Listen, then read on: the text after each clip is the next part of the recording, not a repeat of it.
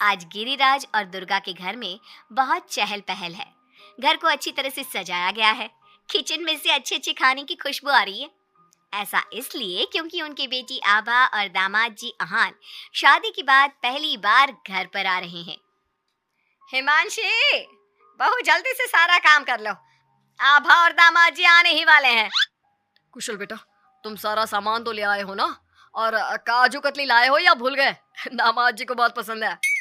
हिमांशी और कुशल एक दूसरे से बहुत प्यार करते हैं और अपने माता पिता की सारी बातें मानते हैं। लेकिन जब से कुशल की बहन आभा की शादी हुई है, मानो उसके माता पिता के लिए उनका दामाद ही सब कुछ है। आभा और अहान घर पर आते हैं। सब उनका स्वागत करते हैं। आभा और हिमांशी किचन में खड़ी होकर बातें करती हैं। आभा, कैसे है तुम्हारे ससुराल वाले? तुम्हारा मन तो लग रहा है ना वहाँ? और अहान जी तुम्हारा ख्याल रखते हैं या नहीं? पता नहीं भाभी, कभी तो लगता है कि ठीक है, कभी तो लगता है कहाँ फंस गई। जैसे भैया आपकी मदद करते हैं, आपका ख्याल रखते हैं, अहान ऐसे बिल्कुल भी नहीं है। अरे इतना मत सोचो तुम। शुरू शुरू में थोड़ी दिक्कत आती है, लेकिन बाद में सब ठीक हो जाएगा। चलो बाहर चलते हैं। हिमांशी और आभा चाय नाश्ता लेकर बाहर आई। सब लोग आपस में बात करने लगे, लेकिन अहान बहुत घमंडी तरीके से बोलता है। आपका घर तो बहुत बड़ा है ससुर जी। आपका और कुशल का बिजनेस भी बहुत अच्छा चल रहा है, तो आप लोगों ने दहेज देने में इतनी कंजूसी क्यों की? अरे दामाद जी, कैसी बात कर रहे हो? आपके परिवार ने जिस जिस चीज की मांग की थी वो सब हमने आपको दिया है। अगर किसी चीज की फिर भी कमी रह गई है तो बता दीजिए। कुछ चीजें बिना मांगे भी तो दी जा सकती है ससुर जी। अहान, अगर तुम्हें कुछ और चाहिए तो बता दो, हम तुम्हारी सारी इच्छा पूरी करेंगे। अहान प्लेट से बिस्किट उठाकर बोलता है। मांगने से दिया तो क्या दिया, वैसे भी आप लोग मेरी डिमांड कभी पूरी नहीं कर पाओगे। आभा और अहान अपने घर चले गए। उनके जाने के बाद कुशल कहता है। मम्मी, हमने आभा की शादी गलत घर में तो नहीं कर दी? अहान और उसके घर वाले तो लालची लग रहे हैं। अरे चुप कर तू। दामाद ऐसे ही होते हैं, तेरी तरह नहीं कि तूने अपने ससुराल वालों से कुछ नहीं लिया और हर समय अपनी पत्नी से चिपका रहता है। ऑफिस से थका हारा आता है और अपनी पत्नी के साथ घर के कामों में मदद करता है। मम्मी, दहेज लेना तो गलत बात है ना? और हमारे पास किस चीज की कमी है? मैं अगर हिमांशी का घर के काम में हाथ बटाता हूँ तो वो भी मेरा ऑफिस का बहुत सारा काम करती है। इसमें बुरा क्या है? पति पत्नी को एक दूसरे की मदद करनी चाहिए। बेटा, किसी चीज की कमी तो अहान के घर पर भी नहीं है, लेकिन फिर भी हमने उसे दहेज दिया ना। ना केवल दहेज दिया बल्कि उनकी जो भी डिमांड थी वो सारी पूरी की। और उसने क्या किया? आपके और मम्मी के सामने ताने सुनाकर चला गया। आप दोनों को इससे दुख होगा। अहान ने इसका बिल्कुल ख्याल नहीं किया। बेचारी आभा का तो चेहरा देखने लायक था। कितनी शर्मिंदा हो रही थी वो अपने पति की बातों से। इस तरह कुशल ने अपने माता पिता को समझाने की खूब कोशिश की, लेकिन उसके माता पिता अहान को ही सपोर्ट करते रहे। और करते भी क्यों ना, हमारे समाज ने दामाद का रुतबा बहुत ऊंचे स्थान पर रखा है, चाहे फिर उनकी सोच कितनी भी नीची क्यों ना हो। इसी तरह से कई दिन बीत गए और एक दिन आभा अपने घर पर रोती हुई आई। अरे आभा, तुम रो क्यों रही हो? और ये तुम्हारे चेहरे पर निशान कैसे? आभा लगातार रोए जा रही थी।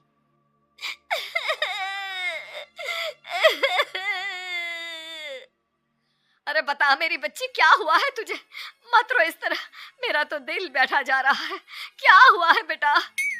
हिमांशी और दुर्गा के बार बार पूछने पर आभा ने बताया। मम्मी, मुझे अहान ने बहुत मारा है। क्या? दामाद जी ने तुझ पर हाथ उठाया? लेकिन क्यों? वो रोज शराब पी कर आते हैं और मुझे मारते हैं, लेकिन आज तो उन्होंने हद ही कर दी। क्या? अहान जी शराब पीते हैं? ये बात तो उनके घर वालों ने बताई नहीं थी। अरे कौन अपने बच्चों की कमियां बताता है? आने दे तेरे पापा को, वही बात करेंगे अहान और उसके घर वालों से। शाम को जब गिरिराज और कुशल घर पर आए तो उन्हें आभा का चेहरा देखकर बहुत गुस्सा आया, लेकिन वो करते भी क्या? आखिर अहान घर का दामाद है। पर आभा के चेहरे पर चोट के निशान देखकर कुशल से चुप नहीं रहा गया। कुशल ने फोन करके अहान से बात की। अहान, तुम्हारी हिम्मत कैसे हुई मेरी बहन पर हाथ उठाने की? तुम्हारी बहन घर में किसी की बात नहीं सुनती, जो उसके मन में आता है वही करती है। अब तुम ही बताओ, मैं कैसे चुप बैठ सकता हूँ? अगर वो किसी की बात नहीं सुनेगी तो तुम उस पर हाथ उठाओगे? मैं तुम्हारी तरह नहीं कि अपनी पत्नी के पीछे पीछे घूमता रहूं। अगर तुम्हारी बहन जरा भी टेढ़ी चली ना तो मैं उसे इसी तरह से मारूंगा। ये बोलकर आहान ने फोन काट दिया।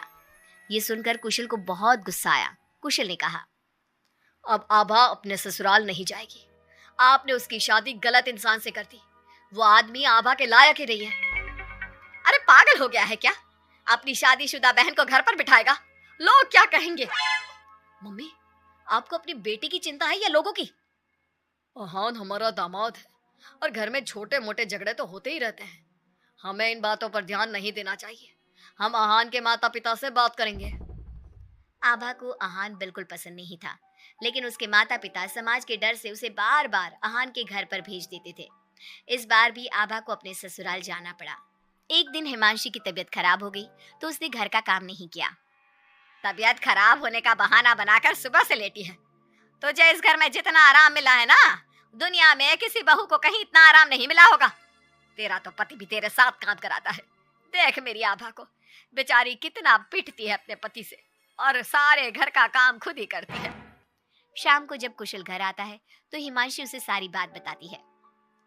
तुम मम्मी की बात का बुरा मत माना करो। मम्मी चाहती है कि मैं उनके निकम्मे दामाद की तरह बन जाऊं, जो अपनी पत्नी की बिल्कुल भी इज्जत नहीं करता। लेकिन मैं ऐसा नहीं बन सकता। कुशल ने हिमांशी का बहुत ख्याल रखा और वो जल्दी ही ठीक हो गई। वहीं आहान आभा के साथ बहुत बुरा बर्ताव करता था। आभा के माता पिता ना तो आभा की बात सुनते और ना ही कुशल की। एक दिन आहान किसी काम के सिलसिले में शहर से बाहर गया हुआ था। वो जिस होटल में रुका था वहां उसे आहान दिखा। अरे ये तो आहान लग रहा है, मगर इसके साथ ये लड़की कौन है? कुशल ने वहां कुछ लोगों से पूछताछ की तो उन्होंने बताया, ये तो अक्सर इस होटल में अलग अलग लड़कियों के साथ आते हैं। लेकिन आप ये सब क्यों पूछ रहे हो? कुशल बिना कुछ बोले वहां से चला जाता है और घर आकर सभी को ये बात बताता है। लेकिन उसके माता पिता को तो इस बात से भी कोई फर्क नहीं पड़ा। अरे बेटा, इस बात को यहीं खत्म कर दो। हम आहान से क्या कह सकते हैं? आखिर वो हमारे घर का दामाद है। बेटा देख, ये बात ना आभा को मत बताना, नहीं तो उसे बहुत बुरा लगेगा। आप दोनों किस मिट्टी के बने हैं? दामाद दामाद कहकर आपने उसे सर पर चढ़ा दिया। मैं आपकी बहू के साथ अच्छा बर्ताव करता हूँ तो आप मुझे झोरू का गुलाम कहते हैं। और आहान आपकी बेटी को जानवर की तरह पीटता है, अब तब भी उससे बात करने की हिम्मत नहीं करते। आप लोग बेटे और दामाद में इतना फर्क क्यों करते हो? बेटा, दामाद को तो सर का ताज समझा जाता है। हमेशा से ऐसा ही चलता आया है। अरे हमारे समाज ने ऐसे ही नियम बनाए हैं। चाहे वो आपकी बेटी के साथ कैसा भी बर्ताव करे, उसे जानवरों की तरह मारे पीटे। मम्मी, ये पुराने जमाने की बातें हैं। आजकल कोई पढ़ी लिखी लड़की इतना नहीं पीट रही जितनी हमारी आभा पीट रही है, वो भी सिर्फ आप दोनों की वजह से।